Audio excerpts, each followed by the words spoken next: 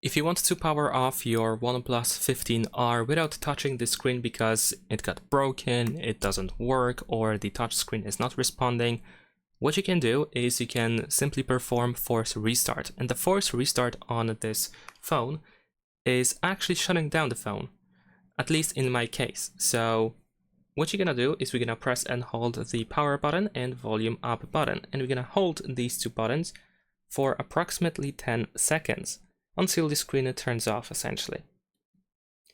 So just keep holding these two buttons, and then the screen should shut down, and actually the whole phone will probably shut down. Now, in case it actually turns on, in case it actually restarts instead of shutting down, then you want to press and hold volume down once the screen shuts down. So let's pretend that I actually didn't turn off the phone and it's restarting. So I'm gonna turn it back on, and in this case I'm gonna use the power button and volume down. But in your case, if the phone restarts for you instead of shutting down, you just want to hold volume down.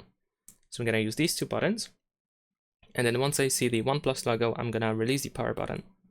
There we go, and now I'm just holding volume down. This allows us to go to the recovery mode. There we go.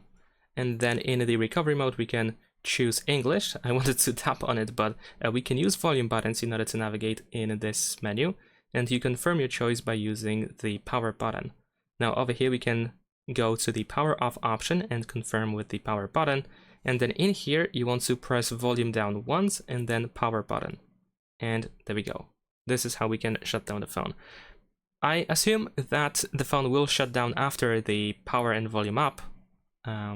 When the phone is on, but like I'm saying, in case it restarts, then you want to hold the volume down afterwards to go to the recovery mode, and then you can shut down from the recovery mode.